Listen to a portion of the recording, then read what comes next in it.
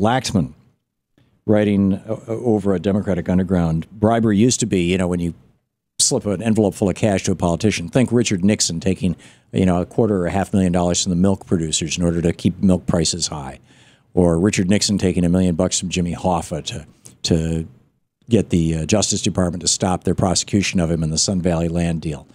Or I mean, you know, Nixon was bribed over and over again. He was always on the take. That's the old-fashioned bribery. So now we've got, I opened the program with us talking about, you know, Wisconsin Governor, Republican presidential candidate Scott Walker will sign a bill Wednesday finalizing his controversial plan to spend $250 million in state, county, and city funds, plus tens of millions more in interest and future tax breaks on a new basketball arena for the Milwaukee Bucks. This after, you know, one of the owners of the Milwaukee Bucks gave him a $150,000 check, or one of his super PACs. Chris Christie, Exxon's lobbying firm, donated to his super PAC as the governor was pushing for New Jersey environmental settlement. Florida man buys states, the Coke impact in the Sunshine State. After Jeb Bush came into office, he didn't waste time in helping to negotiate an agreement with Georgia Pacific. That's the company, one of the companies that the Koch brothers own, over that company's pollution into the St. Johns River from their plant in Palatka, Florida. And it goes on. And then Bob McDonnell, the one Republican who recently got busted for corruption, his was just so obvious and so petty. This is the thing, you know. I think, you know, Bob McDonnell basically had this guy who was a small-time hustler. He was hustling food supplements, dietary supplements. Take these vitamins, and you'll be strong and healthy forever. That kind of thing. And he gave things, you know, he was given like cars and Rolex watches and vacations and all, you know, to the governor. And the governor was in exchange for this, you know, saying to the prison system, maybe we ought to use these vitamins and I'll show up in the ads. I mean, it was so obvious. But here's the thing. It was no less obvious than Scott Walker taking money from the owners of the Milwaukee Bucks to get himself elected and then tossing $250 million their way. So what's the difference? Here is the difference. Bob McDonnell did the political equivalent of the kid who gets busted for having, you know, a couple of joints in his pocket or maybe an ounce of weed in his glove box, right? He got busted because he was too small time. But you know, when you were like Eric Holder is now back at the law firm that defends banks after for years he refused to prosecute banks. Scott Walker taking money. I mean, this, you know, I'll be bipartisan about this.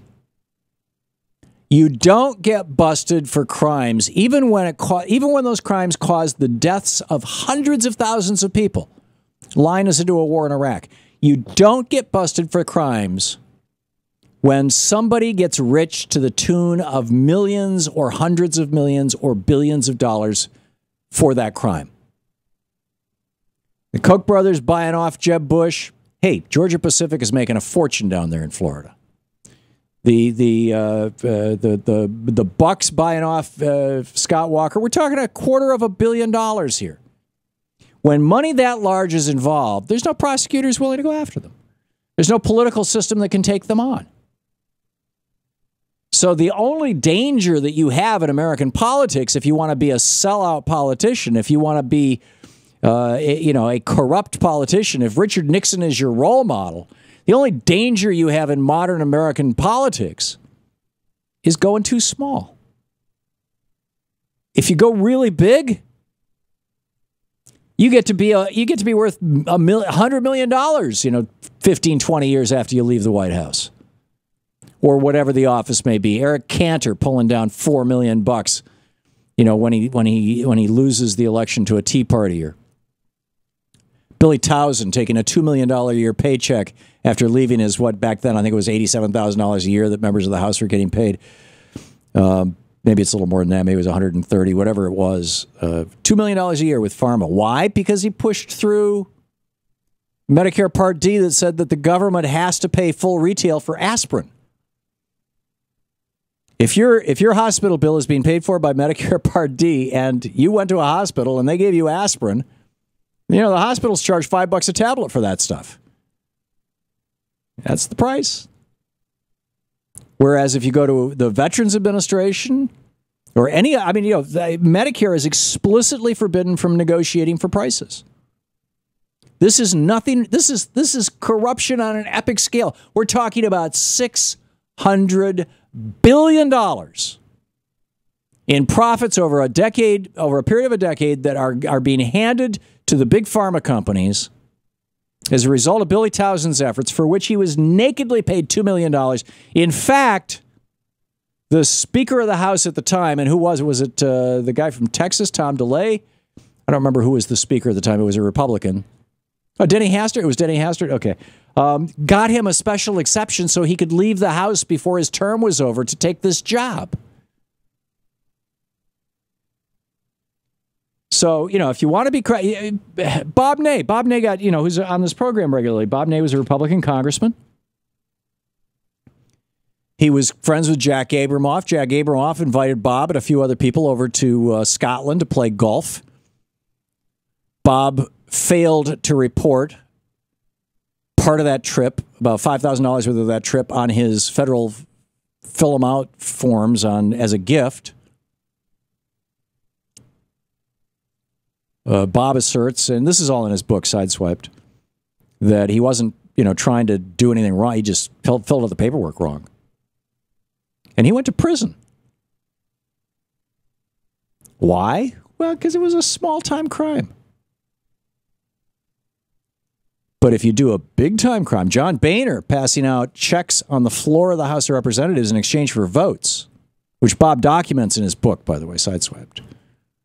You commit a big-time crime on a piece of legislation that's going to make hundreds of millions, tens of billions of dollars for your political patrons. There's no way you're going to get busted. You never go to jail. Jimmy Carter was right. America has become an oligarchy, and we feature unlimited political bribery. And what's so weird about the Republican ticket is that the only guy on that ticket who arguably is not the recipient of Republican bribes, of Republican largesse, is Donald Trump, and he brags about how he buys other politicians. You want to talk about Hillary Clinton being hurt by political dialogue. I think, having Donald Trump in the Republican beauty contest that Fox News pretended was a debate, saying that he owns her because he gave money to the Clinton Foundation. I mean, if this is the perspective of the billionaires, I think Americans are looking at this going, there's something wrong with that. That's just not right. Donald Trump shouldn't own any politician. It's bizarre. 15 minutes past the hour. We'll be back. It's Anything Goes Summer. We'll take your calls. This is the Thom Hartmann Program. We need to redefine bribery and start prosecuting politicians for it.